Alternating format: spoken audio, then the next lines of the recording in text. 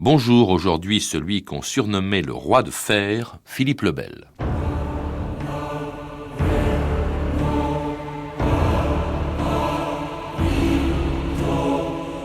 Ce n'est ni un homme, ni une bête, c'est une statue.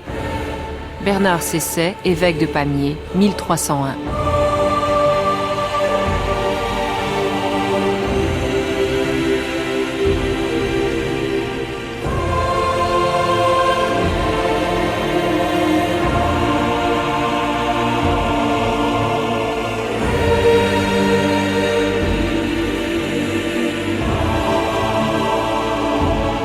« 2000 ans d'histoire.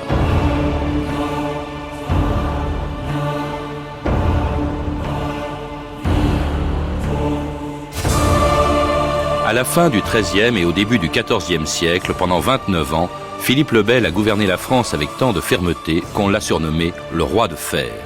Contrairement à son modèle, Saint-Louis, dont il était le petit-fils, il a utilisé tous les moyens, même les pires, pour accroître le trésor royal et les pouvoirs d'une monarchie qui, avec lui, est devenue la plus puissante et la plus centralisée d'Europe.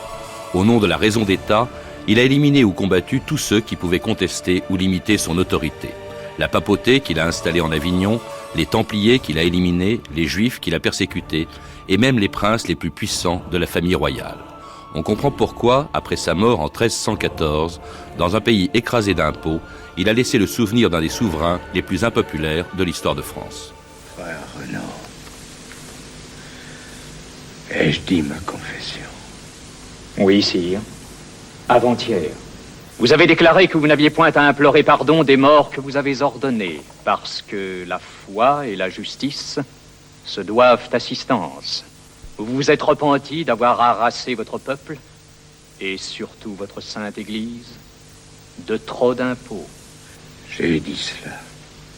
Pesez, Louis, ce que c'est que d'être le roi de France.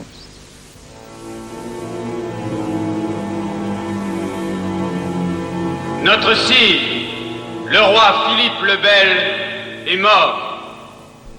Sylvie Leclèche, bonjour. Bonjour. Alors c'était un extrait des Rois maudits d'après Maurice Druon, l'histoire de Philippe le Bel et de ses successeurs maudits par le grand maître des Templiers, brûlés vifs sur ordre de Philippe le Bel. Philippe le Bel auquel vous venez de consacrer un beau livre publié chez Talandier, et un livre dans lequel vous dites que malgré les Templiers, malgré l'expulsion des Juifs, malgré les impôts dont il a écrasé la France, malgré les guerres, eh bien que c'était un grand roi. Oui, c'est un grand roi car c'est quelqu'un qui a essayé de promouvoir une nouvelle idée, l'idée d'un roi qui exerce un pouvoir sur l'ensemble de ses sujets et pour le commun profit, comme disait Philippe de Beaumanoir, du temps de son père Philippe III, et donc un roi qui ne se contente pas d'être le suzerain suprême des féodaux, mais qui est le roi de tout un peuple. C'était nouveau, ça ? C'était très nouveau car le roi, c'est d'abord un féodal parmi d'autres féodaux et il tient d'abord son autorité de l'autorité qu'il a sur ses vassaux et pas sur ses sujets. Alors cela dit, autre nouveauté, je l'ai appris en vous lisant, c'est que ce roi ne gouverne pas seul. Il a des conseillers qui sont issus d'autres familles que la sienne. Il y a eu Pierre Flotte, il y a eu Guillaume de Nogaret, il y a eu Enguerrand de Marigny. Ça, c'était ce qu'on appelait les juristes. Et je crois que c'est d'eux que vient l'idée aussi que la monarchie devait être absolue, parce que le droit romain dont étaient pénétrés ces juristes, c'était que le roi devait effectivement vraiment gouverner. Oui, on assiste à une certaine renaissance du droit romain qui se fait par la mise en place des universités à Orléans, à Montpellier, à Toulouse. Et ces juristes de l'entourage de Philippe le Bel sont issus de ces universités. Et ils promeuvent cette idée, effectivement, qui n'est pas une idée nouvelle, puisqu'elle date des Grecs, qu'il existe un État qui est détachable, je dirais, de l'ordre premier de gouvernement des choses, le gouvernement par Dieu et par l'Église. Donc le roi représente aussi bien le pouvoir divin que le pouvoir judiciaire d'ordre laïque, donc juridique. Alors le roi dont nous allons parler, c'est Philippe le Bel, justement, qui devient roi à 17 ans, à la mort de son père Philippe III en 1285. Qu'est-ce que c'est que la France à l'époque, Sylvie Leclèche ? C'est une puissance. Oui, c'est une très grosse puissance, puisque, on ne dit pas encore qu'elle est la fille aînée de l'Église, mais c'est tout comme. Depuis le baptême de Clovis, en tout cas, c'est une des plus grandes puissances d'Europe, qui s'est construite sur les débris de l'Empire carolingien. 13 à 15 millions d'habitants, je crois que le tiers de la chrétienté habitait en France. Oui, absolument. Une agriculture riche, des progrès techniques, économiques, mais un territoire plus petit que celui que nous connaissons actuellement, puisqu'on peut dire grosso modo que le territoire, la France de Philippe le Bel, c'est à peu près notre territoire, mais amputé de la région Nord-Pas-de-Calais, de l'Alsace-Lorraine et de tout ce qui est à l'est du Rhône. Un territoire qui va quand même agrandir. C'est de Philippe le Bel que l'île est devenue française, que Lyon est devenue française, que l'Aquitaine aussi, temporairement pas longtemps, que tout ça est devenu français au prix de guerre, parce que ça a été un règne de guerre, le règne de Philippe le Bel. Oui, ça a été un règne de guerre en fait incessante, parce que la monarchie de Philippe le Bel n'a de cesse que de consolider ses frontières au nord, à l'est et au sud, tout comme d'ailleurs les autres souverains européens du temps de Philippe le Bel consolident eux-mêmes leurs frontières, que ce soit les rois d'Angleterre qui annexent le pays de Galles ou l'Écosse, que ce soit les rois d'Aragon et de Castille qui consolident l'Espagne, ou que ce soit les rois de Bohême ou de Pologne. Tout le monde construit sa nation et Philippe le Bel fait comme les autres. En se battant contre les Anglais, en se battant aussi en Flandre. En tout cas, les guerres, ça coûte cher, et c'est la raison pour laquelle Philippe le Bel va écraser les Français avec des impôts. Aujourd'hui, vous êtes prévôt et vous prétendez nous piller. Mais Qu'avez-vous fait d'autre, sinon tondre les pauvres gens, tandis que mon époux se ruinait pour la guerre du roi? Il n'y gagnait que meurtrissure. Le domaine lui allait comme il pouvait. Cela ne nous a pas empêchés de payer la taille et les aides. Et l'aumône à Dieu. j'accomplis les ordres du roi. Laissez-nous du temps, nous paierons par petites sommes. Du temps, je vous en ai déjà donné. Ça n'a servi de rien. Vous devez encore au trésor 300 livres. Ou vous payez, ou je saisis, et je fais vendre. Saisissez, c'est la famine. Vendez, c'est la mort. Les ordonnances sont les ordonnances. Les impôts, c'est la plaie du règne de Philippe le Bel aussi, Sylvie Leclèche. Oui, parce que le roi n'avait pas le droit, en fait, de lever l'impôt, puisque le roi était censé, comme on dit, vivre du sien, c'est-à-dire uniquement des revenus du domaine royal. Alors le seul impôt qu'il connaissait, c'était un impôt direct, foncier, la taille, mais tout le monde ne payait pas la taille, et il n'arrive pas à joindre les deux bouts, surtout quand il fallait faire la guerre. Ses vassaux lui devaient bien une aide aux 4 cas, c'est-à-dire qu'une aide financière en cas du mariage de la fille aînée, quand le roi partait en croisade, quand le roi était fait prisonnier ou quand il adoubait son fils aîné chevalier, mais en dehors de ça, il n'y avait pas de rentrée d'argent dans les caisses publiques. Donc Philippe le Bel a inventé l'impôt. L'impôt sur le revenu, pratiquement.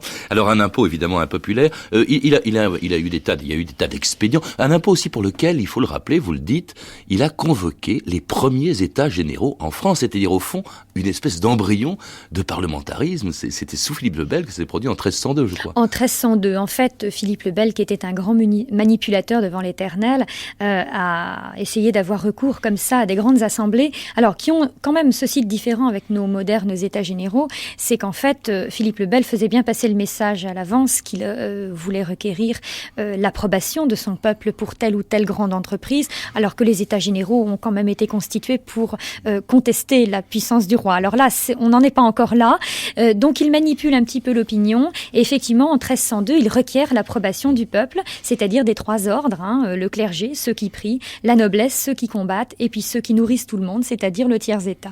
Manipulation d'argent aussi, il a dévalué l'argent.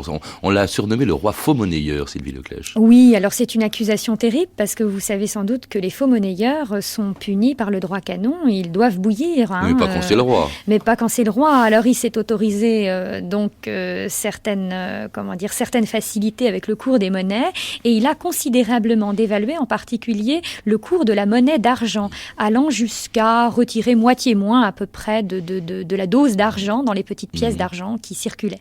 Alors ces impôts, il va les prélever sur tout le monde, y compris sur le clergé, et ça va être le début d'un très long conflit qui a marqué le règne de Philippe le Bel avec la papauté, avec un pape notamment, qui était Boniface VIII. Pendant 7 ans, il y a eu un conflit acharné entre les deux hommes, entre le pape et Philippe le Bel. Oui, parce qu'il faut bien savoir que le pape percevait une fiscalité dans tous les royaumes d'Europe, et c'était une fiscalité qui échappait totalement au roi, et qui était assise soit sur la première année de revenus d'un bénéfice, d'une cure par exemple, soit c'était la décime, c'est-à-dire effectivement un impôt pontifical qui était évalué au 10e des revenus donc du clergé. Et normalement, tout cet argent-là passait directement de Paris à Rome. Et c'est Philippe le Bel qui en a profité pour confisquer en fait tout cet argent, fermer les frontières et se servir de cet argent pour mener sa guerre aux frontières. Il va faire mieux, il va envoyer Guillaume de Nogaret, son conseiller, à Agnani voir le pape. Il paraît que Guillaume de Nogaret aurait giflé Benoît VIII, qui en est mort d'ailleurs, enfin il est mort juste après, en 1303. Et là, Philippe le Bel va faire élire avec son argent, un pape qui est Clément V, et c'est ce pape qu'il va installer littéralement en Avignon. La papauté va être en Avignon pendant 70 ans à peu près. Oui, plus. Absolument. Alors l'histoire de la gifle d'Anagni, effectivement, ça fait partie un petit peu de nos images d'Épinal. Hein. En fait, on ne sait pas du tout ce qui s'est passé. Enfin, ce qui est sûr, c'est que le pauvre Boniface VIII, un mois après l'épisode d'Anagni, où il s'est quand même fait encercler jusque dans sa chambre à coucher par les colonnats qui étaient rémunérés par le roi de France, hein, qui étaient à sa solde, va mourir de dépression probablement, et que Philippe le Bel, grâce à des subsides effectivement qui achètent le vote donc des cardinaux, va réussir à faire élire Bertrand de Gaux, qui est un Bordelais, qui est l'archevêque de Bordeaux et qui est le premier pape français qui va s'installer en 1309 en Avignon. Il s'appelle Clément V, plus docile évidemment que Boniface VIII, et qui va fermer les yeux sur la grande affaire du règne de Philippe le Bel, l'affaire des Templiers dont le grand maître Jacques de Molay était condamné au bûcher par Philippe le Bel en 1314. Jacques de Molay et Geoffroy de Charnay seront brûlés ce soir, dans l'île aux Juifs, face au jardin du palais.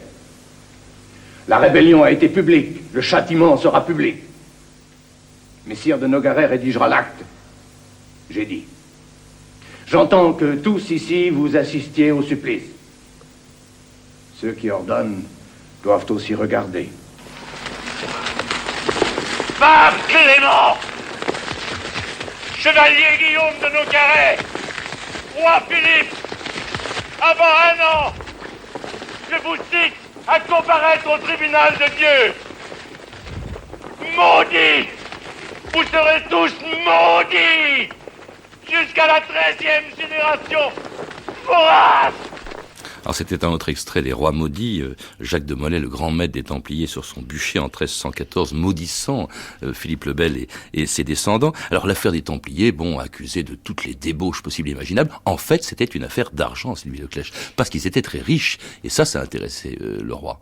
Oui, en fait, les Templiers étaient très riches parce que leur mission essentielle, c'était de garder et de défendre les lieux saints en Terre Sainte. Et quand Saint-Jean d'Acre, la dernière place forte, est tombée en 1291, cet ordre a dû se replier en Europe. Et les richesses qu'ils avaient, parce que les familles qui faisaient entrer les jeunes recrues dans l'ordre des Templiers, donc dotaient cet ordre de revenus considérables, toute cette fortune est apparue comme étant illégitime aux yeux de tous, et en particulier du roi, toujours à court d'argent.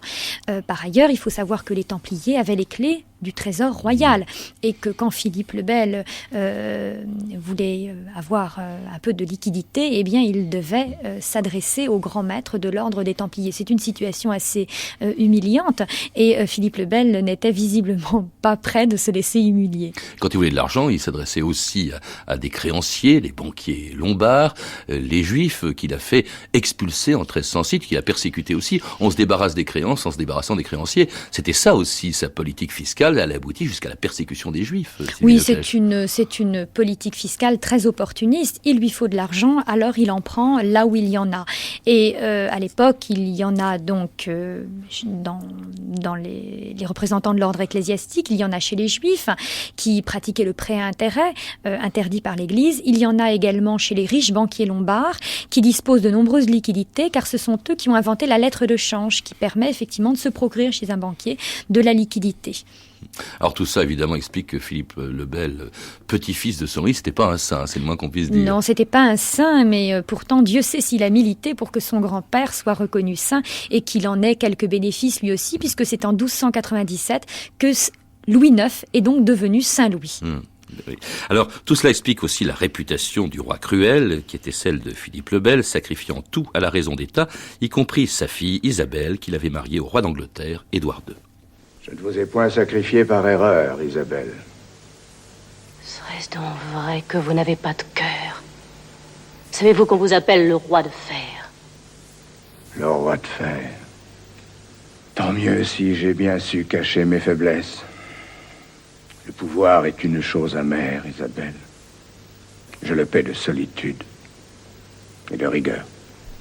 C'était un autre extrait des Rois maudits d'après Maurice Druon, l'idée que l'on se fait aujourd'hui de Philippe le Bel, mais le portrait que faisaient de lui ses contemporains n'était pas forcément le même. La revue de texte Stéphanie Duncan. On a peu de portraits dans les textes de Philippe le Bel. Il existe bien sûr des apologies flatteuses de quelques courtisans, comme ce portrait par Guillaume de Nogaret. À l'entendre, Philippe le Bel est un vrai saint. Monseigneur le roi, dit-il, est de la race des rois de France qui tous, depuis le temps du roi Pépin le Bref, vous vous souvenez, ont été religieux, vigoureux, défenseurs de la Sainte Mère Église. Il a été avant, pendant et après son mariage chaste, humble, modeste de visage et de langue. Jamais il ne se met en colère. Il ne hait personne, il aime tout le monde. Bâtissant des basiliques, beau de visage et charmant d'aspect, il est agréable à tous, même à ses ennemis. Alors donc d'abord, première chose, on nous le confirme, Philippe le Bel est beau, comme son nom l'indique, et il ressemble ici plus à un saint qu'à un monarque guerrier. Un autre contemporain, le moine Yves, va même jusqu'à reprocher à Philippe le Bel sa mollesse et sa naïveté. Ce roi, dit-il aussi, était très beau, lettré, humble, doux, mais, ajoute le moine Yves, trop humble, trop doux, simple et bienveillant. Il croyait que tout le monde était animé d'excellentes intentions. Cela le rendait trop confiant. Ses conseillers en abusaient. Donc on est loin du roi de fer. Alors c'est aussi le sentiment du chroniqueur Geoffroy de Paris qui déclare au roi « Trahi vous êtes, chacun le pense, par vos chevaliers de cuisine qui sont à côté de vous au coucher. Mais chez vous, tant conseil il y a que vous perdez l'alléluia. De vessie vous font lanterne ceux qui, à destre et à sénestre, donc à droite et à gauche, sont autour de vous. Et l'herbe paître, sire, vous fond. » Alors Geoffroy de Paris en veut particulièrement à l'ambitieux Enguerrand de Marigny, l'éminence grise du roi. Cette année-là, dit-il, c'est 1313, on parla très souvent d'un chevalier qui gouvernait alors le royaume par des entreprises de mauvais aloi. De l'état de pauvreté, il monta bientôt à la richesse. Auprès du roi, on ne pouvait rien faire lorsqu'Enguerrand s'y opposait. Ce Geoffroy de Paris reproche aussi au roi d'aller un peu trop à la chasse pendant que les Flamands attaquent. Le roi, dit-il, sonnait les cors par les forêts, chassant les porcs et les oiseaux qui sont volages, et les Flamands, pendant ce temps-là, prenaient otage. Et Philippe le Bel, qui, on nous l'a dit, donc aime tout le monde, a quand même des ennemis, notamment Bernard de Cessay, l'évêque de Pamiers, qui sera arrêté et emprisonné par le roi, l'évêque qui ne mâche pas ses critiques. Notre roi, dit-il, ressemble au plus beau des oiseaux et qui ne vaut rien, c'est le plus bel homme du monde, mais il ne sait que regarder les gens fixement sans parler. La cour est corrompue, c'est une prostituée. Et l'évêque aurait ajouté à propos de Philippe le Bel, ce n'est ni un homme ni une bête, c'est une statue. Alors à part ce texte de Bernard de Cessay, le portrait est plutôt flatteur, Sylvie Leclèche, le portrait de Philippe le Bel. Est-ce que c'était par courtisanerie comme ça que son entourage le trouvait formidable, ou est-ce que il l'était vraiment? D'abord, il était beau, effectivement. Alors d'abord, il faut savoir qu'effectivement, à l'époque, beaucoup de chroniqueurs, trouvent les rois de France beaux parce que les rois de France se marient à des Espagnols, à des femmes espagnoles, des Castillanes, des Aragonaises, qui sont de toute beauté, et il paraît que ça produit des enfants tout à fait beaux. Et de toute façon, comme on est le roi, on est forcément plus beau que les autres. Je dirais aussi que d'une certaine façon, c'est un peu de la naïveté de l'époque qui veut que le roi soit plus beau que tout le monde parce que c'est le roi de France. Par ailleurs, il y a des raisons objectives à ça aussi. Il faut savoir que les rois représentent une des classes sociales les plus enviées. Ils sont mieux nourris que les autres, ils sont entourés, ils sont mieux soignés, et c'est vrai qu'ils étaient forcément d'une taille supérieure aux autres. Donc quelque part, effectivement, dans l'imaginaire populaire, ils représentent des hommes beaux et puissants parce que ça rassure. Est-ce qu'il était populaire pour autant? Il était populaire parce que d'abord il avait les goûts des chevaliers de l'époque. Alors on a beaucoup accusé Philippe le Bel d'être un pleutre, en particulier parce que il ne se donnait pas lui-même sur les champs de bataille, sauf à Mons-en-Pevel où il a créé la surprise en chargeant lui-même contre les Flamands. Mais ce qu'on aimait beaucoup chez lui, c'est qu'il chassait, effectivement. Alors là, un roi de France qui n'aurait pas chassé, ça aurait été le scandale à l'époque, parce que non seulement c'est une tradition familiale, mais en plus dans l'imaginaire de la chevalerie, un roi qui chasse, forcément, c'est un homme très viril, n'est-ce pas, qui aime à chevaucher de longues journées et à retrouver les instincts de ses ancêtres. Oui, mais c'est aussi un roi qui se désintéresse peut-être aussi des affaires du royaume. On a beaucoup dit qu'en fait, c'est pas lui qui gouvernait, que c'était son entourage, que c'était ses conseillers, que c'était Marigny, que c'était Nogaret. Alors ça a beaucoup choqué, et en particulier effectivement son entourage, parce que contrairement à son père Philippe III le Hardi, Philippe le Bel a gardé, je dirais, des places honorifiques aux membres de sa famille tout autour de lui, mais il s'est entouré de gens parfaitement obscurs qui effectivement sortaient des universités du royaume et étaient de petits juges. Et en particulier, il y a une phrase de Bernard Cesset, donc l'évêque, le fameux évêque de Pamiers, qui dit au milieu des aveugles, le borgne est roi. Et le borgne, c'est qui ? C'est Pierre Flotte, l'un des plus grands conseillers de Philippe le Bel, qui est un obscur petit avocat borgne, comme disait Boniface VIII, mais qui n'empêche a effectivement eu une grande importance auprès du roi. Et bien entendu, toute la noblesse et en particulier tout l'entourage familial est un peu frustré de cette grande importance des conseillers obscurs autour du roi. Vous parlez aussi, Sylvie Leclèche, d'un roi triste, d'un roi secret, d'un roi qui a été affecté par beaucoup de malheurs. Il y a eu d'abord la mort de sa femme Jeanne, et puis alors il y a eu une affaire épouvantable qui intervient l'année de sa mort d'ailleurs, et qui est la fameuse affaire de la tour de Nesle, ces belles-filles, ces brus qui couchent avec des chevaliers. Alors là, ça a fait un scandale épouvantable. Oui, alors c'est un scandale qui effectivement illustre bien la position dans laquelle se trouve le roi de France, qui est un personnage privé, on dirait très public. Le scandale, c'est un scandale d'ordre privé au sein de la famille, mais il a une résonance publique, bien entendu, puisqu'on peut soupçonner après que, par exemple, Marguerite de Bourgogne, l'aînée des Brus, qui a eu une petite fille, Jeanne, on peut soupçonner donc cette petite Jeanne de bâtardise. Donc c'est très ennuyeux pour cette dynastie capétienne, qui n'est quand même pas sûre de pouvoir régner des siècles et qui est à la merci, je dirais, soit de mariages malheureux, de bâtardise ou de mariages stériles. Et c'est pour ça que cette Marguerite et puis Blanche également, la femme d'un futur roi de France, ont été enfermées tout le restant de leur jour à Château-Gaillard. Elles y sont mortes pratiquement pas. Il y en a une qui est morte, l'autre qui est morte ensuite dans un couvent. Oui. On les a écartées totalement. Voilà. En fait, toutes les trois Brus ont été dans un premier temps emprisonnées. Les deux qui ont été reconnues coupables, c'est Marguerite et sa sœur Blanche, donc les filles du duc de Bourgogne, et celle du milieu, je dirais, celle qui avait épousé le futur Philippe V. En fait, Jeanne a été blanchie, son époux l'a reprise auprès de lui. Certains disent de façon intéressée parce qu'elle était l'héritière de la Franche-Comté. Puis les coupables aussi, alors c'est les malheureux chevaliers qui effectivement sont responsables de l'adultère, les frères Gauthier et Philippe d'Aunay. Alors eux, ils ont été écorchés vifs, émasculés, leur sexe donné aux chiens. C'est terrible cette époque, dites-moi Sylvie Leclèche. Oui, mais il faut frapper les esprits, effectivement. D'abord, il faut savoir qu'à l'époque, la peine de prison n'existe pas. Donc quand on châtie, on frappe fort, et c'est très souvent la mort en fait qui est donnée, c'est le châtiment suprême, et on n'hésite pas pour frapper les esprits à pratiquer des mutilations terribles. Et là, c'est vrai que retirer en public les parties génitales, c'est pour le roi et sa famille se laver d'un outrage et d'un crime de lèse-majesté. Alors c'était en 1314, l'année même de la mort de Philippe le Bel, après une chute de cheval en forêt de Pont-Sainte-Maxence, le 29 novembre 1314. Où sont mes victoires ? Qu'ai-je fait qui soit assuré de durer après moi ? Rien n'est grand, sire, qui n'ait sa part de doute. Vous avez régné grandement. D'un royaume partagé, vous avez fait un pays qui commence à n'avoir qu'un seul cœur. Partout on crie, partout on se plaint, et ceux qui crient ne peuvent pas comprendre que ce qu'ils réclament et que je voudrais leur donner dépend du temps et non de ma volonté.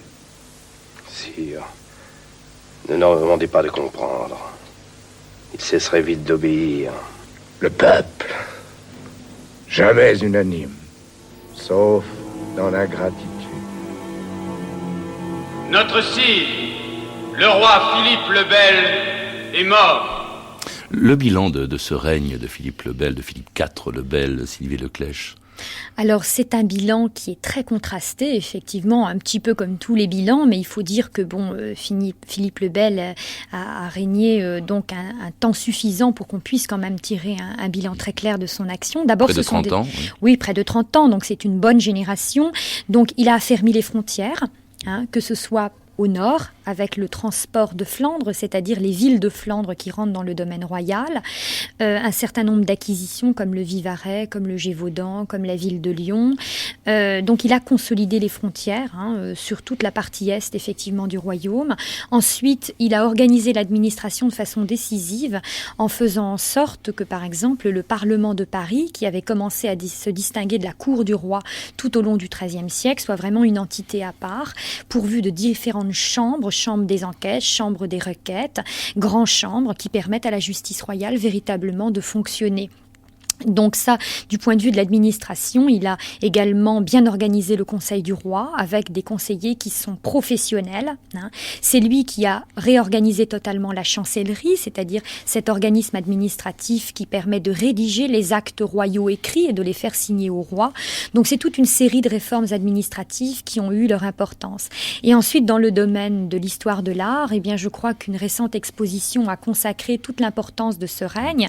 On sait que c'est du temps de Philippe le Bel que datent en particulier les plus beaux vitraux de la France gothique, ces très belles Vierges à l'enfant sculptées en bois ou en pierre et de très très beaux édifices un petit peu partout donc sur le territoire. Alors il y a une chose qui ne dépendait pas de lui et qui est un peu catastrophique, c'est que ses 3 fils qui ont régné après lui, Louis X, Philippe V, Charles IV, sont morts sans enfants. Ce sont les derniers Capétiens. Après ce seront les Valois. Et là on est à 14 ans de la guerre de 100 ans qui va commencer et qui est un peu à l'origine, qui date du règne de Philippe le Bel, des convoitises justement du roi d'Angleterre sur la France. Mais oui, parce que c'est ce que je disais tout à l'heure, c'est qu'effectivement les Capétiens, quoique représentant une très grande nation à l'époque, ne sont pas une dynastie plus forte qu'une autre.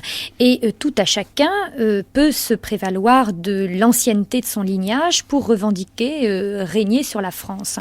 Et ce qu'il faut savoir, c'est que Isabelle de France, qui comme on l'a entendu dans le petit passage, la seule fille de Philippe le Bel, Isabelle estime avoir été sacrifiée effectivement aux intérêts politiques de son père. Isabelle a donné naissance à Édouard III d'Angleterre, qui s'estime autant fondé qu'un autre, à savoir Philippe VI de Valois en 1328, a succédé en fait à son grand-père Philippe le Bel. D'où la guerre de 100 ans. Merci Sylvie Leclèche en tout cas de nous avoir rappelé l'histoire de ce roi.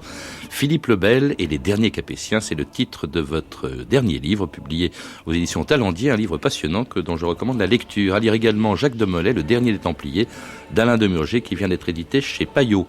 Vous avez pu entendre des extraits du film Les Rois Maudits de Claude Barma avec Georges Marchal dans le rôle de Philippe le Bel, distribué en cassette par TF1 Vidéo. C'était 2000 ans d'histoire. Merci à Philippe Duclos, Sandrine Laurent, Anne Weinfeld, Virginie Bloch-Lenné et Stéphanie Duncan pour sa revue de texte. Une réalisation de Anne Kobilac. Une émission de Patrice Gélinet.